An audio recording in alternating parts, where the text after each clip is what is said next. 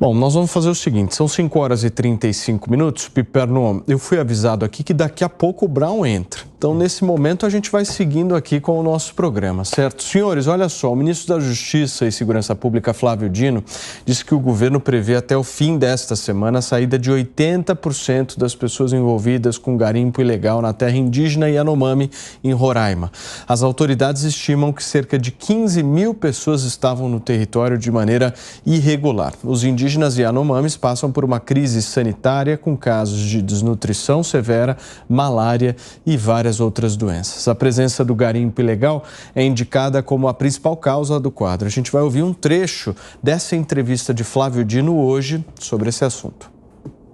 É preciso, como mencionei bem no começo, entender a complexidade da operação. Nós estamos tratando de dezenas de milhares de pessoas. E, portanto, é preciso ter responsabilidade, ter prudência para garantir que essa desintrusão ocorra e nós não tenhamos conflitos. Então, esse planejamento em fases visa garantir exatamente a compatibilidade entre a meta, que é a desintrusão, com o nosso desejo de que não haja conflituosidade nesse processo. Nós não daremos nenhum tipo de apoio para isto. Houve uma solicitação e nós negamos. Nós não temos como empregar aeronaves públicas para apoiar pessoas que estavam cometendo crimes. Então, nós não faremos nenhum tipo de apoio aéreo à retirada de pessoas. O uso da força sem planejamento poderia conduzir a piorar o problema instalado no estado de Roraima. E nós não desejamos isso, daí esse planejamento que está sendo executado. É a fala do ministro da Justiça, Flávio Dino, comentando um pouquinho as ações do governo federal em relação a essa crise nos Yanomamis. Deixa eu conversar com o Piperno, porque eu quero entender, Piperno, essa postura por parte do governo federal de não fornecer qualquer tipo de auxílio para que esses garimpeiros venham a sair do local. Então nós temos uma situação de que o governo ele permanece inerte nesse sentido e ao mesmo tempo o próprio espaço aéreo do local está fechado e não há possibilidade de saída dessas pessoas dali. Vamos pensar no âmbito da solução do problema. No que isso ajuda? Ô Paulo, primeiro que assim, o governo, veja, essas pessoas estão cometendo crimes. Elas invadiram uma área que não é delas. E elas estão fazendo, inclusive, exploração ilegal de algo que é proibido. O governo, só um ponto, ele não faz uma distinção do garimpo ilegal para o garimpo legal nessa história, né? Ele coloca todos no mesmo balaio. Até porque todo garimpo em área indígena é garimpo ilegal, né? Você não pode praticar esse tipo de atividade numa área que é uma área delimitada, uma área que é uma reserva indígena. Então todo mundo que está lá de forma ilegal. Então, de fato, eu não vejo como é que o governo pode ir lá ajudar quem está cometendo crime? Mas a minha pergunta não foi nem no sentido do governo buscar uma certa ajuda, um auxílio a essas pessoas que, como você bem disse, são criminosos. Agora, eu quero a solução resolvida. Eu estou pensando na solução do caso. Ou seja, se o governo não vai retirar essas pessoas dali, quem vai retirar e como vai retirar? Paulo, tem muita gente que não enxergar uma solução. O espaço aéreo, tem muita gente que entrou pela mata mesmo, principalmente os mais humildes foram fazer o trabalho braçal lá, porque é o seguinte, né? Provavelmente os donos dos garimpos, os donos de aeronaves, esses já se mandaram. O governo anunciou que fechou o espaço aéreo e nesses últimos dias, o noticiário tem fatos, relatos sobre isso, né? O tráfico foi intenso, né? Muita gente se mandou exatamente para não ser pego. Senhores, vamos retomar nossa discussão. Serrão, perdoe, viu? Sim. Interrompê-lo. Por favor, vamos tentar ter um foco nessa discussão da solução do problema, né? Porque eu acho que qualquer tipo de politização nesse caso, eu pelo menos fiz essa pergunta para o Piperno porque eu tenho visto uma certa politização por parte do governo em relação a isso. Eu acho que talvez não seria a hora, Serrão, por favor. E o problema ali é altamente complexo, até porque há informações seguras de que havia grande quantidade de índios Yanomami atuando no garimpo ilegal. Inclusive, essa teria sido a causa apontada, porque muitos desses indígenas que iam trabalhar no garimpo, eles acabavam abandonando suas famílias para procurar ouro. Então, esse é um drama terrível daquela região. É a desgraça da ilegalidade. Ilegalidade puxa ilegalidade e vai causando só o caos. Então, é complexo na hora de você resolver. É igual a questão da Cracolândia aqui em São Paulo. É mágica. Você vai resolver de maneira mágica? Não tem maneira mágica de resolver. Agora, lá em Roraima tem uma questão legal. Aquela área demarcada, concorde com a demarcação ou não, ela não poderia estar sendo ocupada por garimpo. Não tem, como frisou muito bem o Piperno, ali não tem garimpo legal, ali não pode ter nada disso.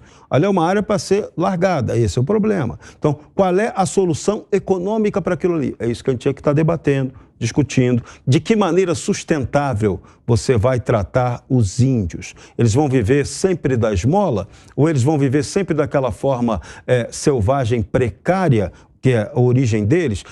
Essa etnia Yanomami, ela tem o problema de ser nômade. Então, ela é difícil de se fixar e de você organizar a vida desse próprio indígena. Então, a gente ali criou uma bomba para o Brasil numa área que é altamente rica em minerais. Uma área que poderia estar sendo explorada, já foi no passado, antes de ser reserva indígena, uma área para agricultura. Então, estamos fazendo tudo errado ali há muito tempo. E o que está sendo feito de errado só pode, no final, ampliar a tragédia.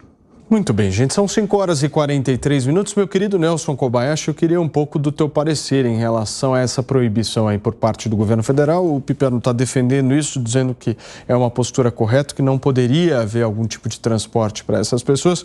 Mas como é que a gente soluciona isso? A questão é a seguinte: eles estão lá praticando um ato ilegal, um fato criminoso. É isso? Se forem pegos com a mão na massa, devem ser presos em flagrante. Essa é a questão. Se não, se tiver indícios de que são pessoas que praticam no dia a dia, habitualmente, o crime de exploração ilegal daquela terra, eles devem ser presos preventivamente, porque se ali ficarem, vão continuar praticando o crime. Aliás, é o que os sustenta lá. E uma vez que, estando presos, estão sob a custódia do Estado. Estando sob a custódia do Estado, lá eles não podem ficar, porque lá não há sistema carcerário, nem pode ter numa terra indígena. Então o Estado tem que dar um jeito, seja de avião, de barco, de carro, de maneira digna de garantir a custódia deste cidadão criminoso com dignidade a um lugar que seja apto para ele estar preso, preventivamente que seja. Então o Estado tem sim, não só a possibilidade, mas como o dever de transportar essas pessoas de lá para fora para um lugar onde eles possam estar presos, se presos eles foram presos em flagrante ou preventivamente. Então essa é a situação. Lá eles não podem ficar. Agora, Nelson, a própria Defensoria Pública está relatando e dizendo que o governo federal não tem agido com a rapidez necessária nesse tema, né? Como é que você vê? Bom, a gente viu aí uma desídia, né, do governo, aliás, da força responsável jurisdicional para lidar com essas questões, por exemplo, no caso do dia 8. A lei diz que a prisão em flagrante deve ter em 24 horas uma audiência de custódia, sob pena de a prisão se tornar ilegal a partir da 25ª hora. Essas 24 horas não começam a correr a partir do auto de prisão em flagrante, que no caso do dia 8 demorou mais de semana.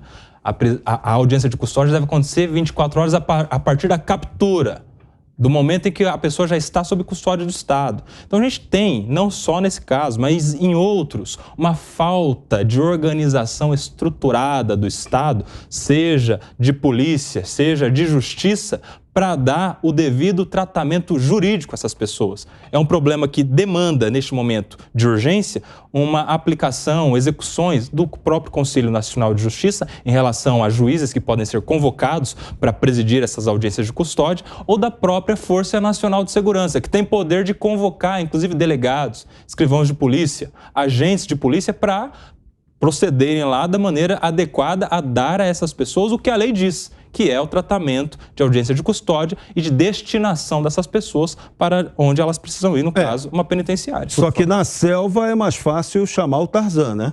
Do que fazer isso que você está propondo, né? Mas se quiser, pode. Se quiser, pode. Aliás, deveria, imediatamente. É para isso que existe a previsão da Força Nacional. As Forças Armadas também podem ser aplicadas, neste caso porque a área é de território federal, não precisa nem de participação dos estados.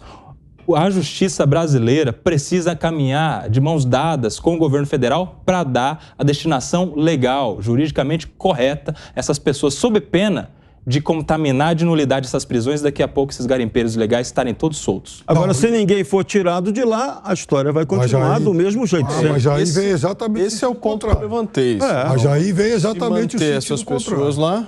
Como Paulo, é que é, Piperno? essas pessoas estão saindo de lá e exatamente o sentido inverso disso que o Serrão falou. O Piperno, porque essa tese de que o Estado não vai, de alguma forma, transportar alguém que cometeu crime, o Estado faz isso diariamente. Não, o Estado faz isso diariamente, mas eu estou dizendo o seguinte, que nessa região, inclusive, muitas pessoas já saíram, muita gente está fugindo, até porque, à medida em que o governo fecha o espaço aéreo e gente acaba ocupando as pistas e tal, porque o primeiro, assim, acho que a primeira providência que tem que ser tomada é exatamente interromper esse ciclo de criminalidade. Ou seja, como é que se faz isso? Interrompendo a atividade garimpeira, e isso já começou a acontecer. Segundo, impedindo que as pistas sejam utilizadas, o que também já passou a ocorrer. E é por isso que muita gente já foi embora.